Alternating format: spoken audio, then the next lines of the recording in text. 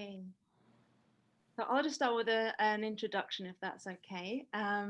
Firstly, just to welcome you all to this afternoon's talk, which is part of the Art and Design for 2020 speaker series.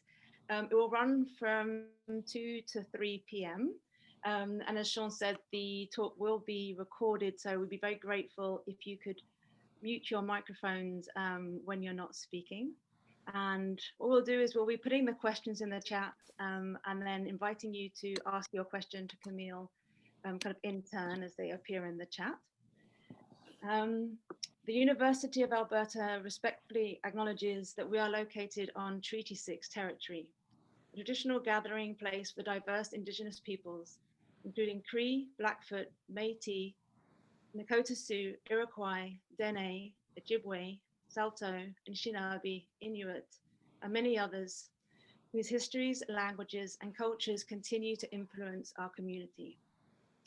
I'm delighted this afternoon to be able to introduce Camille Turner, whose work I'm sure you've all very much enjoyed watching in the presentation that Camille kindly pre-recorded for us.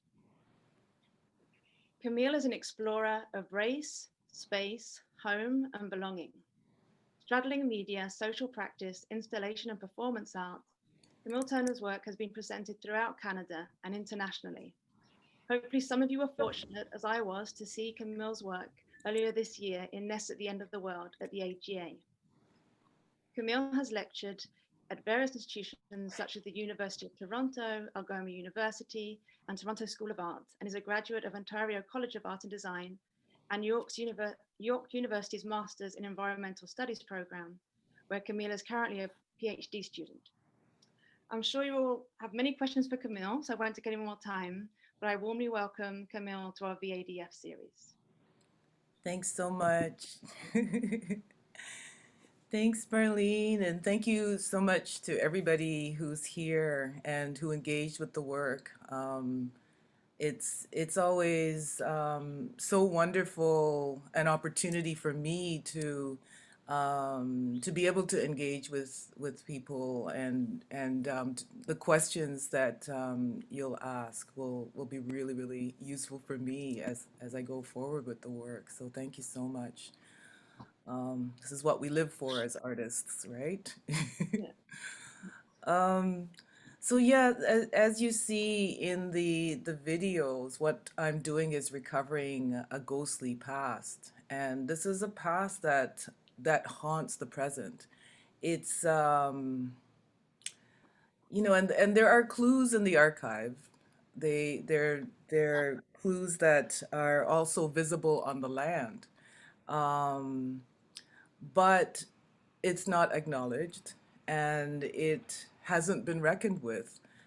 It's still in the shadows, and it's really important for us to be able to recognize that the past creates what we're living in the present. So this is not just a story from a long time ago. This is what's literally creating the what we're living in right now. And this whole year has been such, I mean, so much has come to a head, as we know, right? And the murder of George Floyd has been such an eye-opening moment for a lot of people. It's when things came to a head, and people outside of the Black community finally, I think, were able to see that, yes, what we've been saying for a long time is actually happening. People are witnessing, and that is an important thing, this moment of witness. Um, but the thing is, we cannot reckon with that moment until we reckon with the past that created it. We cannot understand, what even to do or how to move forward until we move backward and see, okay, so this is the enormity of what we are in. This moment came out of that moment. So so what I try to do is to create ways for the public to engage with this history and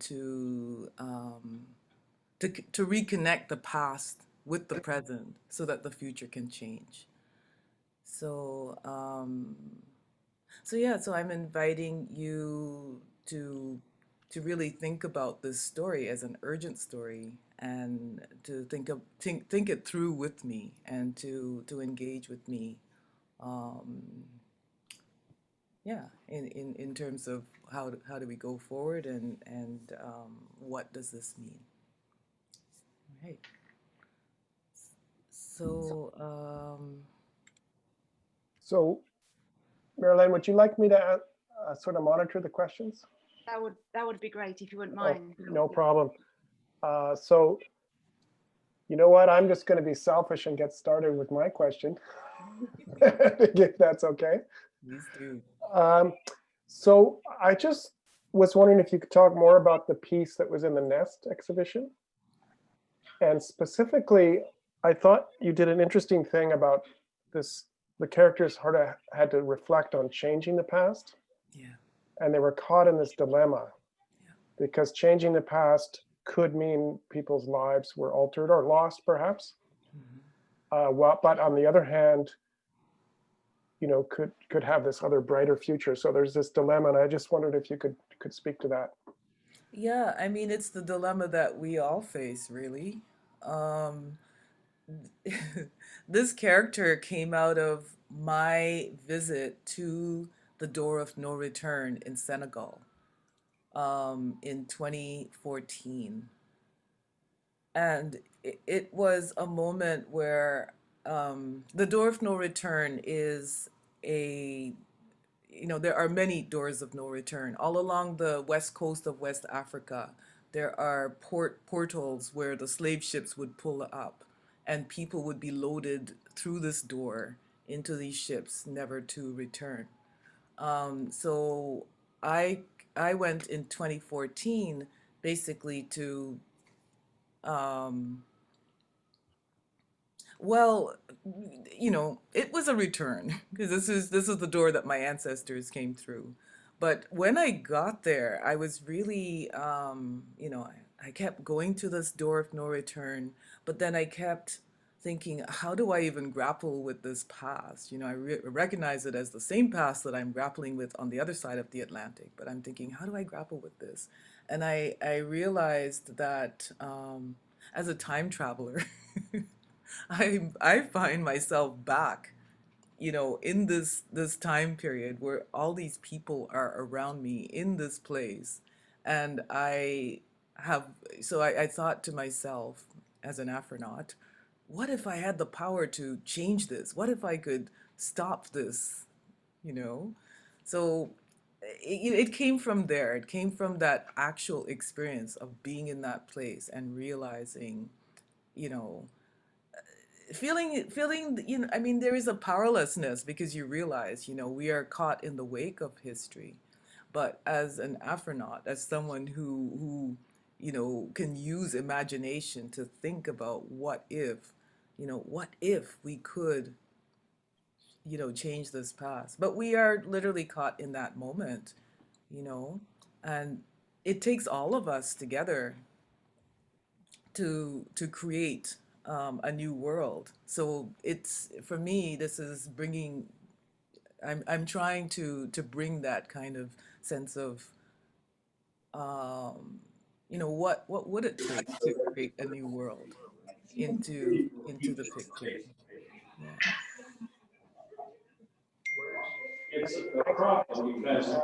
I think someone might have their mic on.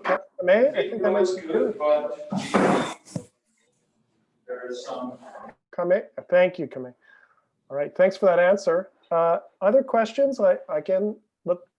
I'll look to the chat to sort of moderate them. I have a question, if I may too. Then whilst I see we have some students questioning, but Marilyn, why don't you go ahead, and then I'll go to the students next. Okay. Yeah. So I was really taken by in your presentation a piece called Family Matters and how you spoke about it. So I wanted to ask a bit more about that. there was one thing, a question you asked, which I've just been thinking about a lot. Where you said that you imagined that Peggy and Jupiter escaped, but not to their time, but to ours. What would they think? What if they came here, and would they think this was freedom, or would they see the world that they left behind hiding in our world? So you made that piece in 2017, and so I was going to ask what did they think, and then as reflecting on what in your introduction, would that answer be the same now?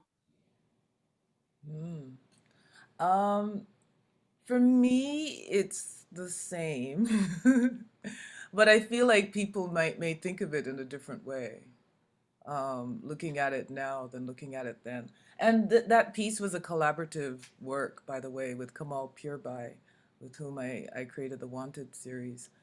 But yeah, I feel like at this moment, there's so many forces coming together that makes this moment feel more urgent to people for whom this may not have had the same kind of resonance as it does now, so Sorry, maybe I asked my question. Sorry, maybe I asked my question wrong. Sorry, because you have such a long relationship with Peggy Pompadour. I'm wondering if your conversations with her change. I I phrased that wrong. Sorry. Right. No. I'm not so sure that it has changed. I feel like what's been really great has been, for instance, there's a project now. Somebody's been putting up anonymous signs all over the streets, and that person reached out to me. Anonymous signs marking the history of enslavement in Canada. Yeah, and all over Toronto, and it was really exciting. People thought it was my work, but I wish I'd thought of that project. I didn't, and it's anonymous. But the person reached out to me, and I told them about Peggy Pompadour, and they put up a sign for Peggy. So those things, give me a lot of joy. I don't know that my conversation has shifted so much as it has, spurred more conversations. There are more people now that are aware, which is what I always wanted. So this is fantastic. I think this moment has been really interesting, and hopefully will lead and is leading somewhere. Thank you. Okay. Our next question is from Diane. Diane, do you want to go ahead and ask it, or should I read it? You can go ahead if you want.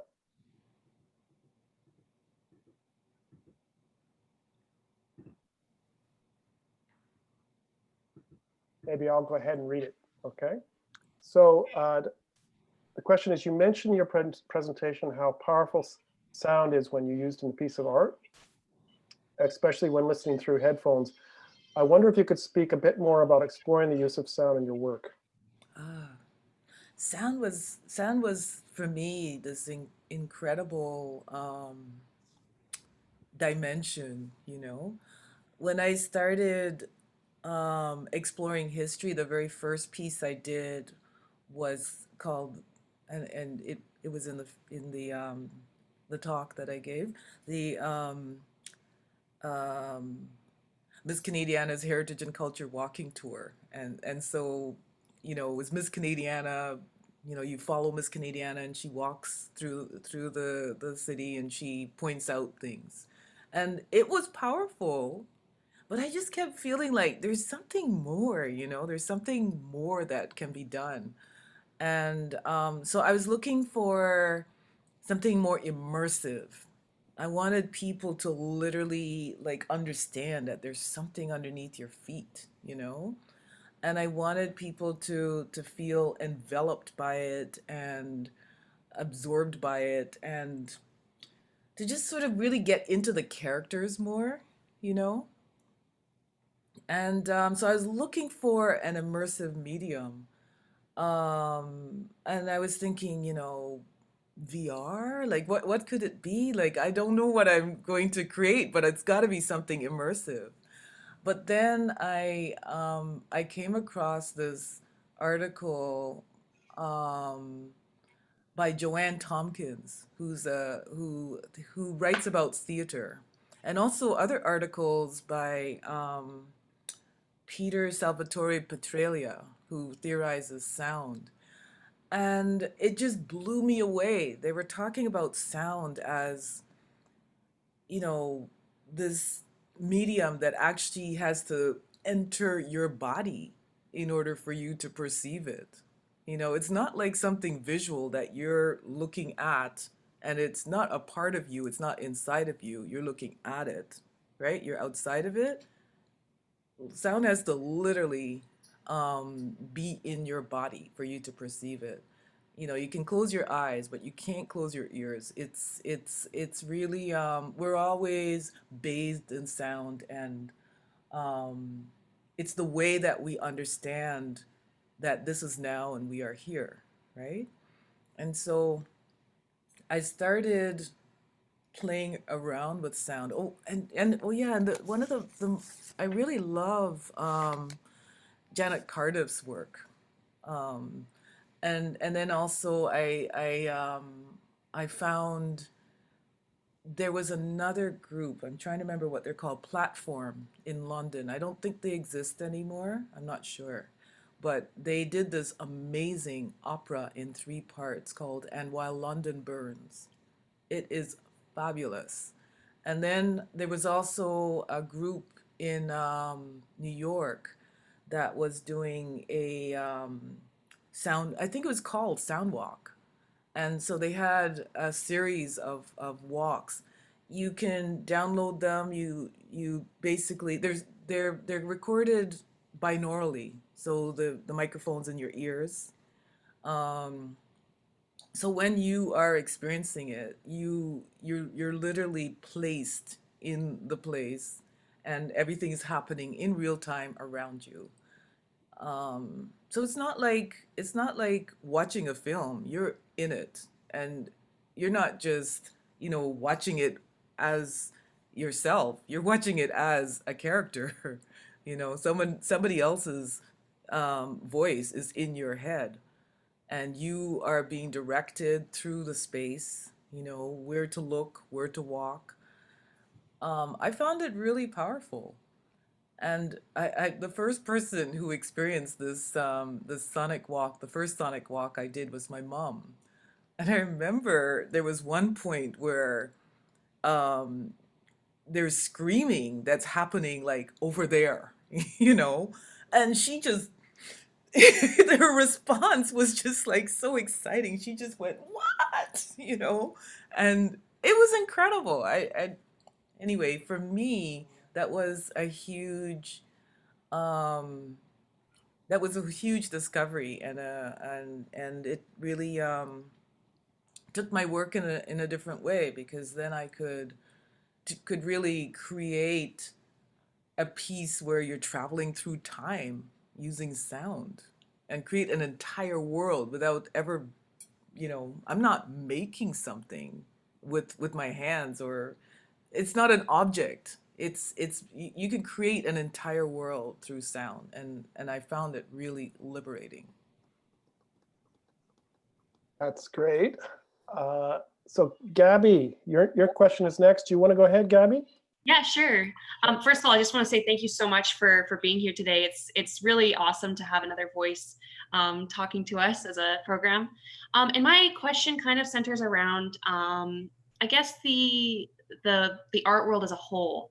And I mean, this is not a new topic. It's not a hot take or anything. But as a person who is of Caucasian, descent and like white skin, I often find myself at a place where I feel very strongly and passionate about these issues of like Black Lives Matter and all of the issues of race and gender and politics that are coming up in the world today, and trying to figure out how I can fit into this discussion in the art practice and in the art world while still allowing for these voices that are less heard than my own be more present than my own.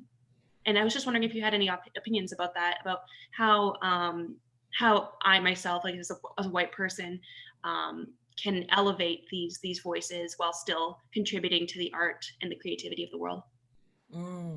Excellent question, Gabby. I think I think that it takes all of us together, acting together and interrogating our own selves and where we sit within these stories, you know? And I think that's the key right there. You know, because we all sit in these stories, but we all sit differently. You know, we have a different relationship to these stories. We need to reckon with our own relationship with what has happened. So that is really important. There's ways to work in solidarity with people. When I started when I did my work in Windsor, for instance, I worked with Alana Bartol, a white artist who's now in Alberta, but she's a Windsor artist. I was there to do a residency, and Alana was actually the residency coordinator. And her job was to help all the artists to, you know, find the things that they needed to orient them to the city, all of that. But halfway through, she was so involved in my work that halfway through, she left her job and she basically worked with me, collaborated with me on this project. And it was really an amazing collaboration. The way that we were able to work together. She's from the city, you know, she has access to things that I don't have access to and people that I don't have access to. So that collaborative working was one way that I think I really appreciate, you know, what that collaboration with Alana. You know, so collaboration is one way, definitely. And of course, you know, when you're collaborating, you know, it's not easy to collaborate sometimes. It's really a negotiation of you know, how you're going to work together to create a way that's respectful for both people. Collaborations are not easy, but they're so rewarding. I do a lot of collaborations, and I have found that the work that comes out, I could never have done alone. It's always something that extends me, that stretches me, that brings me into a different place than, you know, I could have or would have gone by myself. So I think collaboration is definitely one way. The other thing is, I was talking earlier about these signs that are popping up all over Toronto streets. Um, Looking at this history of enslavement that, you know, isn't in our history books and isn't on our in our museums. And, you know, here they are, there's these signs, and people thought they were my work, and this person actually reached out to me, and it is a white person who's doing this work. They have decided to step back in terms of they're not the face of what's going on. And in fact, they quote a Black historian. And so when the media wants to know, you know, what's going on? Oh, here's this person. And so they reach out to that person. And so this person who's creating these signs, and this isn't an artist either, and it's an amazing project, but you know, that an artist could have done. But that's one way as well. It's, you know, they decided that they wanted to support the you know, this message, but they didn't want to be the face of the message, and they wanted to you know, bring other voices to the fore. So that is what has happened and continues to happen through this project. Does that help, Gabby? Yes, thank you so much. It was super insightful for me. Thanks. Awesome. Thank you. Great. So the next question is Andrea. Do you want to ask, Andrea? Or?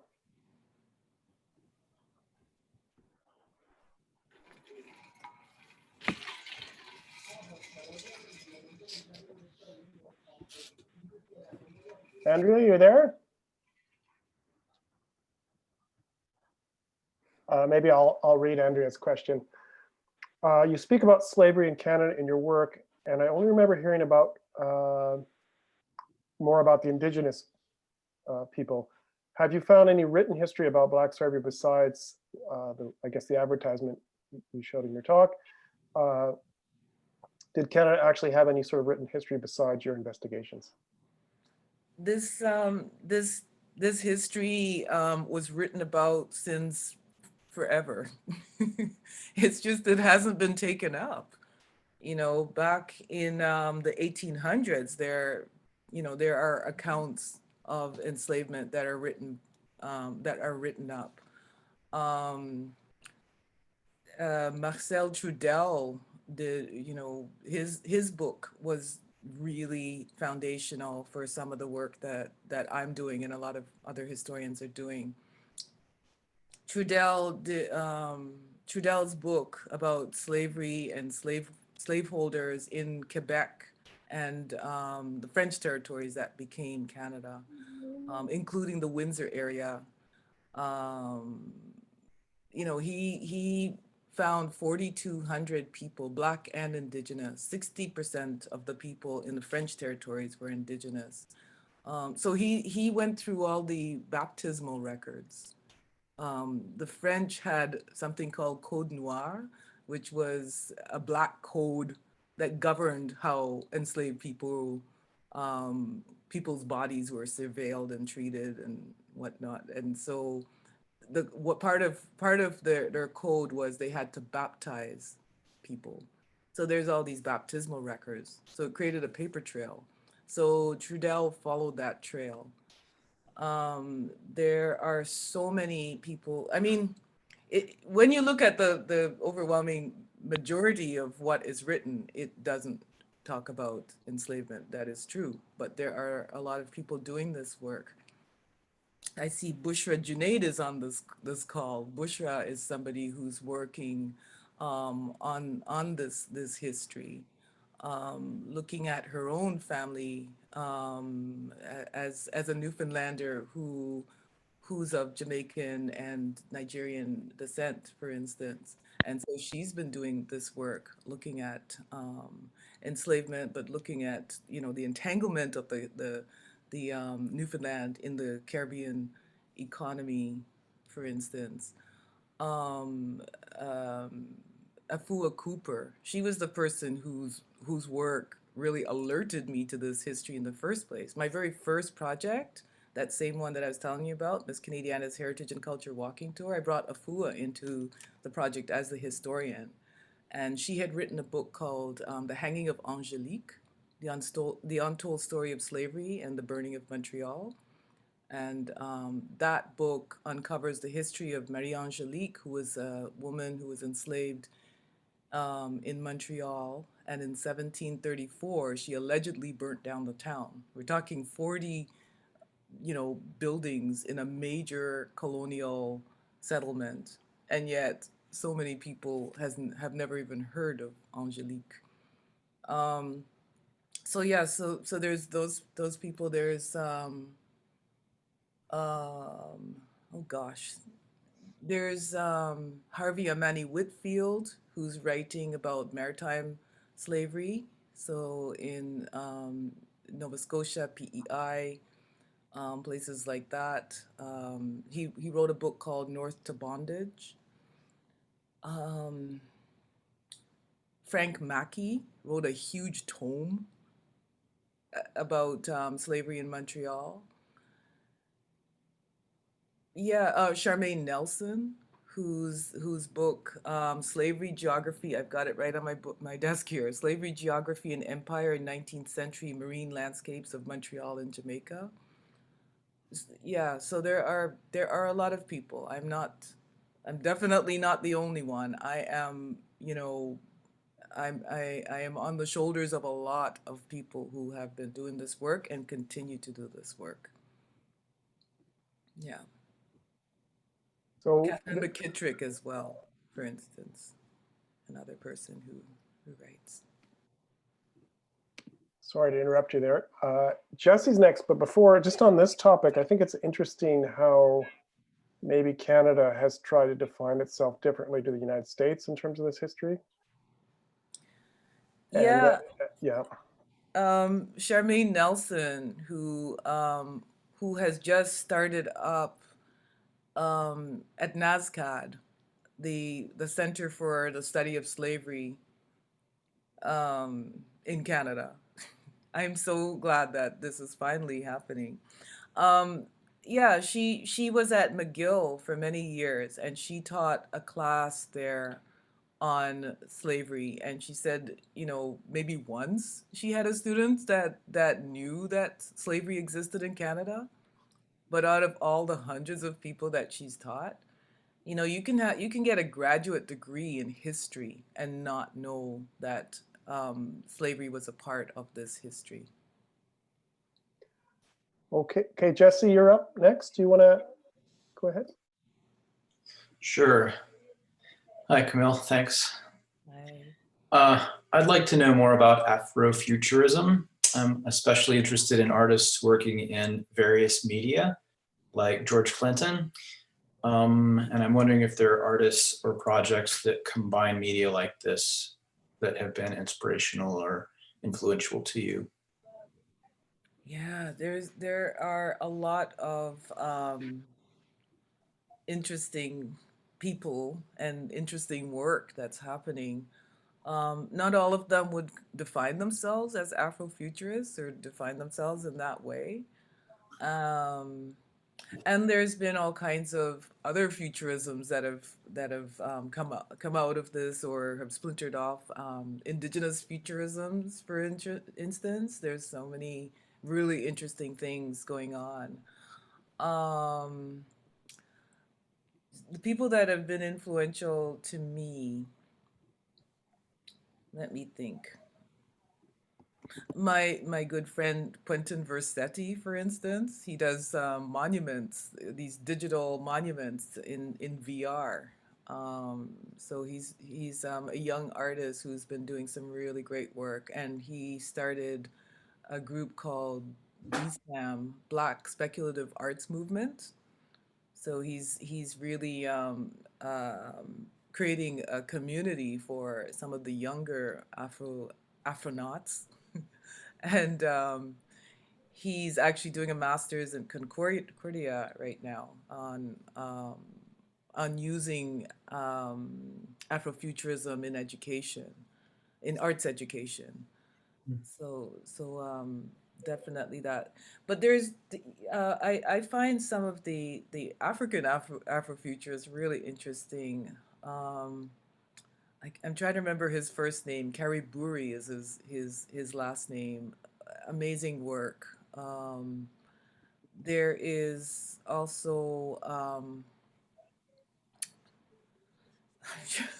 dear me, I should have had like my list ready so I could just rattle them off to you. But there is this incredible filmmaker whose work I really love from Kenya. There seems to be a lot of Kenyan Afrofuturists, actually. I'm not quite sure why, but amazing work that has come out of Kenya. But yeah, there's and of course there's a lot of literature like Nalo Hopkinson, who used to be here. We've lost her to California now, unfortunately. But there is, and I love Nnedi Okorafor. She's someone whose work I really admire, a Nigerian American writer. And of course, there's Octavia Butler, whose work I never read until I started working in the genre. Everybody kept saying when they experienced my piece, Hush Harbor, people kept saying, oh, have you read Kindred? Kindred is an amazing, amazing novel, by the way, groundbreaking novel. But I hadn't read it. I hadn't read her. And then when I read her, I was just like, oh my God. It was amazing because she's dealing, in Kindred, she's dealing with history. And the character that she created felt so much like the character that I had created. So I'm really glad I didn't know about her before I started creating. But she's somebody that definitely, she's the the grandmother of Afrofuturism, let's say. Yeah. Thanks. There's also some very old pieces, like by Delaney, for instance. Some really, really old pieces that are really interesting, dealing with the history of slavery, but through an Afrofuturist lens. There's one called The Comet, for instance, which these stories are really amazing. Thanks. Great. Esther, your question is next. Do you want to ask it? Yeah. Hi, Camille. Hi. Oh, I just said I really enjoyed your talk. Thank you for okay. But thank you. You mentioned this idea of breathing life into the archive and an embodied performed archive in your talk, and I wrote that down. That really resonated with me. I was wondering if you could be able to elaborate on this, as well as your relationship to or encounter with the non-archive or the silent archive.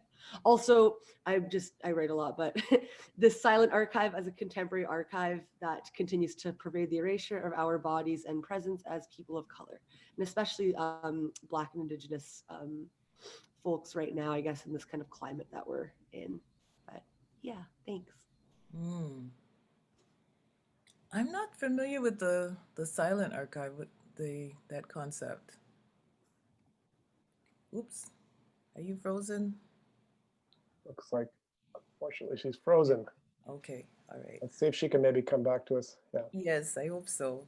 Yeah, because I wanna know more. Yeah, when I first started my doctoral studies, I was thinking about memory more than archives. I didn't even know that there was a whole field called archival study, you know. And then within that field, there's a tiny little portion of archivists who are critical archivists, you know. So then what is the rest of the whole field? But that was a revelation to me that that this exists. But I just remember doing a talk with Bonnie Devine once, and she was talking about, and we were talking about archives. It was Charmaine, myself, was it Charmaine, myself, and Bonnie? Or maybe that was a different talk. Anyway, but listening to Bonnie was amazing. She talked about the body as archive, and she talked about the land as archive. It made me realize, you know, there's so many ways that the archive replicates power. You know, those who were visible in the past are visible in the archive. Those who had power in the past, they're the ones that, you know, are you know, have their words quoted in the archive. You know, when the work that I'm doing, looking at enslaved people can only show up in the archive as, you know, objects that were bought and sold, and you know, it's a real violent arithmetic that produces their presence in the archive, and then it frames the way that they're seen. So yeah, it is. I feel like I'm always trying to work against the archive, not just to take it at face value. I can't do that because there's so much at stake in terms of the humanity of the people that I'm trying to find. I find Christina Sharp's work really potent, in particular in The Wake. Saidia Hartman, I find really potent as well. Yeah, the way that the archive shapes, you know, what we're able to even access, and what counts as knowledge, you know. Um, it's really important to work against that. But yeah, I'm finding also that, you know, there in my talk I talked about rocks as archives, you know, the rocks that store information. You know, when scientists want to know, you know, what had happened before, they go to the rocks. The rocks tell them, you know. So thinking about the rocks as witness, the rocks as archive, and thinking about this history from that time scale of the rocks, you know, who've been here way longer than you know, humans have been here and will be here long, long after we're gone. That kind of time scale. So I feel like, but I'd love to know, you were talking about the silent archives. I'd love to know more about that. Esther, you back? Oh, yeah, I got kicked out. Sorry. I'll have to look back at this later. But I think I might have taken that from, I don't know if it was from the talk, but this idea of the silent archive. And I think you mentioned, Oh, you mean yeah, silencing? yeah, pardon, sorry. Silencing or silenced. Yes. And then the Yeah.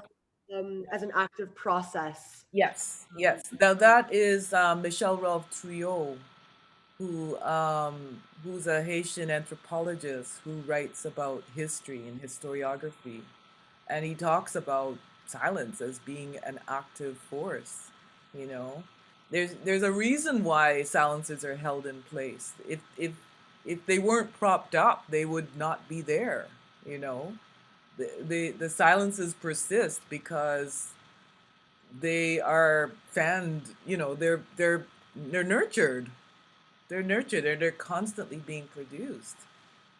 I went to University of Windsor once, and I was speaking with the archivist there. Before I went there, I was trying to get a hold of them, and you know, nothing, crickets. So I basically showed up, and I found it really stunning what he said to me when I got there. He said, you know, there's a real history of shame here. But, you know, I was kind of shocked, to be quite honest, because I thought, well, as an archivist, you have a lot of power. You have the power to make records, you know, searchable or not. If you don't index them, they're not searchable. They won't be found. You can disappear things. You have a lot of power.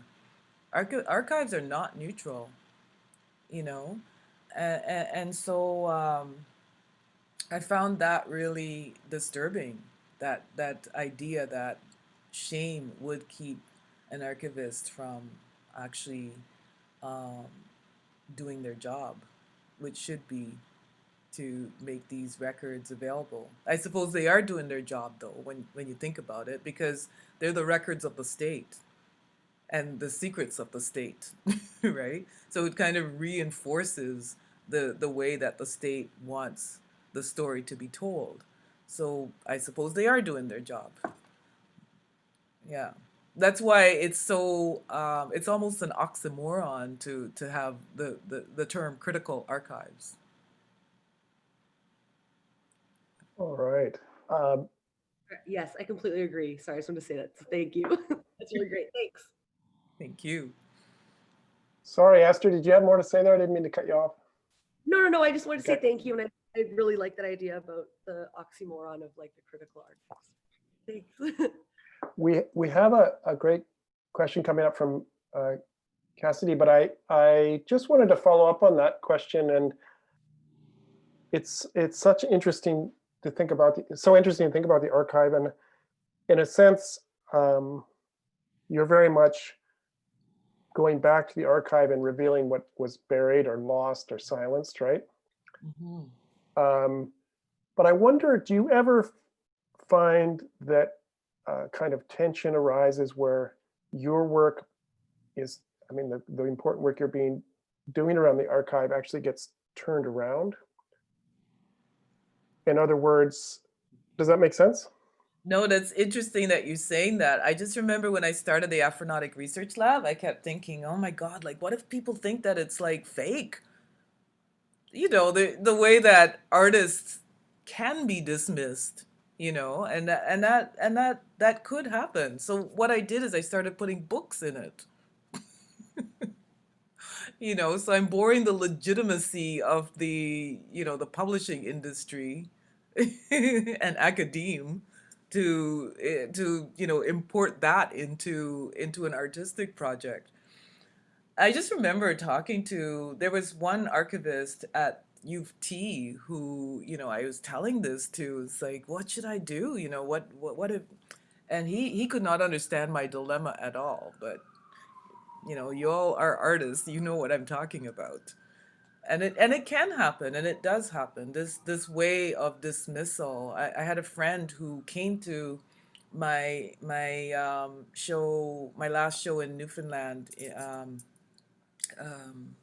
for the Biennale, the Bonne Vista Biennale, and she was with some Newfoundlanders who basically were questioning the legitimacy of what I was doing. And I'd heard the same thing from Memorial University, some of the academics there who basically were dismissing what I was doing. So yeah, it can happen. You know, and it's, you know, this denial is, you know, this kind of way of, what does Triot call it? He talks about it as strategies of erasure. These strategies are, and strategies of banality. So you admit that this thing happened, but you make it, you know, just you really minimize it. You kind of take the teeth out of it by twisting it and making it minimal and utterly, you know, useless. Or you just deny it. You know, you question the sources, for instance, or the legitimacy of, you know, what actually counts as knowledge, all of those things. So yeah, it happens, and it can happen. But for the most part, I find that the responses have been pretty overwhelming. And I look at the responses in the lab, for instance, what people write to the Afronauts. The notes have been incredible, just really heartfelt, really, you can see that people are processing and trying to understand it, or just, you know, emoting because they've had an experience, or, and it really depends on how people sit within this history, you know, for people of color who know that, you know, stuff went down. You know, we're told that nothing happened, but no, something happened here. There's the, you know, I get notes like, you know, thank you for validating what what my experience, my experiences, or, you know, I'm not crazy. You know, and for me, like, having to process all of these things sometimes is overwhelming. But yeah, you know, these things happen. The sort of, you know, attempt to delegitimize, but then also the archival records are there. You know, they exist. And so, yeah, you can't really argue that much with that, right? But even so, people do try to argue. All right, thanks. So Cassidy, you're next. You want to ask?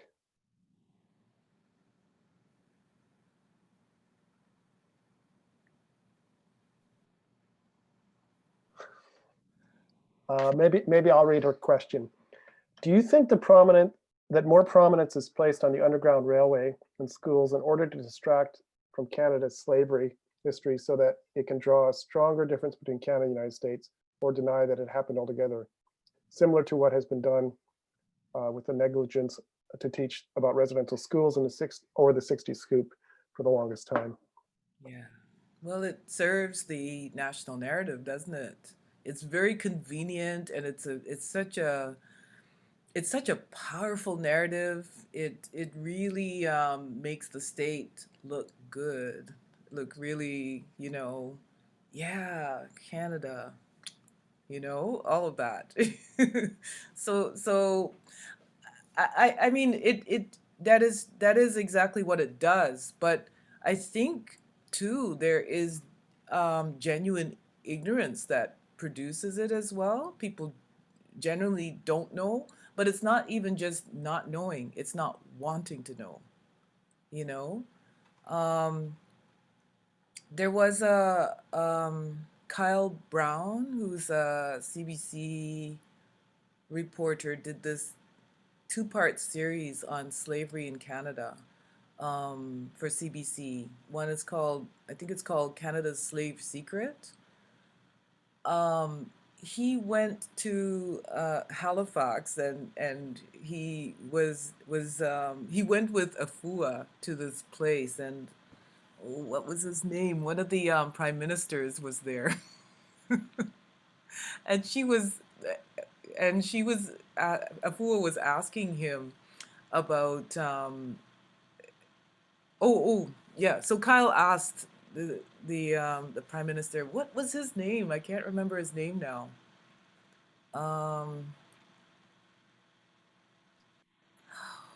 Anyway, Harper? which one? Is it Harper? It wasn't Harper. It was before that. I can't remember. Jean Chrétien? No, darn. It's not one that I would even, have thought about.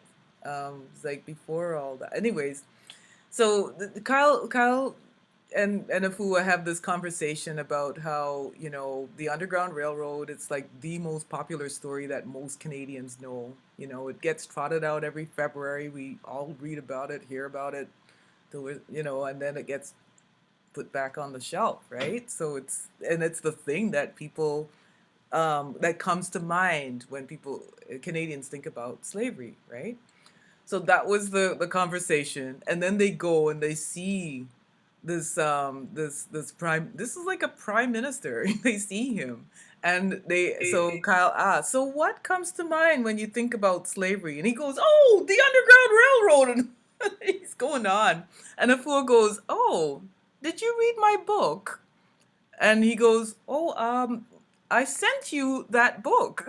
Did you read it? And he's like, oh, no. So yeah, this kind of innocence that keeps getting just keeps getting repainted. And even though he knows now that slavery was a part of this country's heritage, he probably won't go and read that book, and even he was sent that book. He's never read it. It hasn't even entered into his consciousness. But also there's something going on here. There's this cognitive dissonance, because it's almost an impossibility. This cannot be the history. How can that be the history if this is the history? You know what I mean? The historiography of Canada is so loctite, and it's backed up with so many things, that makes it so solid. I think what's been really, this moment that we're in has been really interesting because it has punctured the narrative or rupture the narrative. The Truth and Reconciliation Commission ruptured the narrative. I think people are realizing that, okay, we did not learn about this, and this is true. So there's a questioning now, and hopefully an openness to understanding that what we have been fed is not all the truth.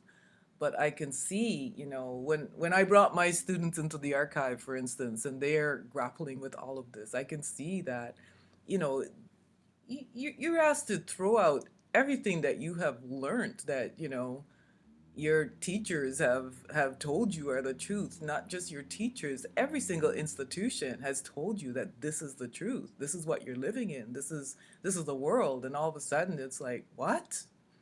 Like, how can this even be, how can this even be, you know, even though you're seeing the evidence, how can this be?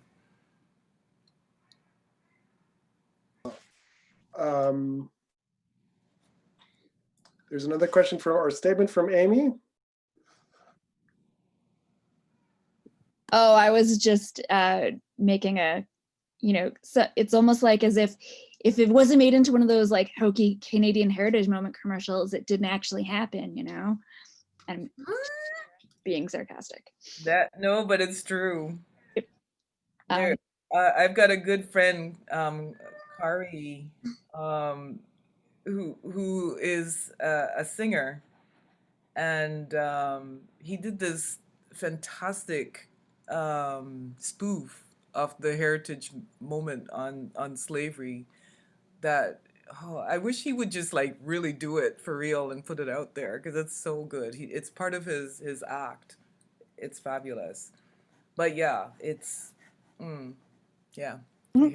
I just also want to quickly add that in watching your presentation, the pre-recorded, I learned more about my hometown in that 34 minutes than I realized. So thank you very, very much. Wow, thank you. Yeah. Also, hi Toronto, I miss you. Yes. So, believe it or not, we're at 3:01. Time flies when. Oh my gosh, how did that happen? 3:01. Oh, that doesn't make any sense. And you probably are getting tired, but maybe I'll just sort of ask the group if there are any more questions, some final questions.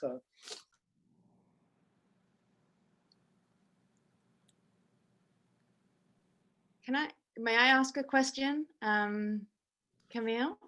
Mhm. Yeah, I know because you're doing your PhD at the moment, and I guess had it not been in COVID times, you would no doubt have been going into archives. What is your? I don't want to put you on the spot, but how are you getting around that? No, it's been hard.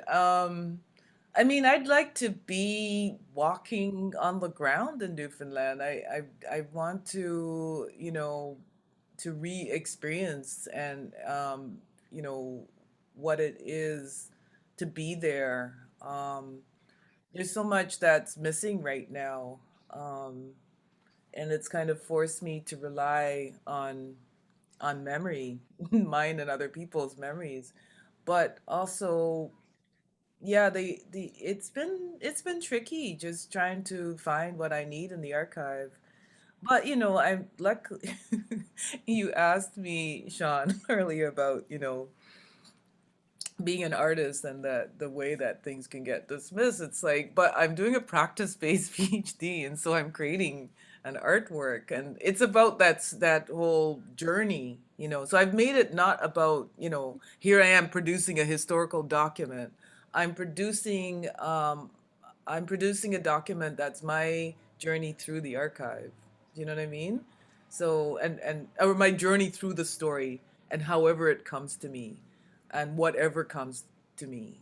So yeah, I'm not getting as much as I would have liked, but I'm still finding bits and pieces, and I'm still putting together this I'm still, you know, it's still being done. It would probably have been different if I was able to get into the archive. I mean, just when I started my dissertation is right when the lockdown happened. And so yeah, so there's a lot that I haven't gotten to do. But it's been interesting though, nonetheless, and you know, something will come out of it. It has to. All right, any last questions? This has been a really terrific discussion.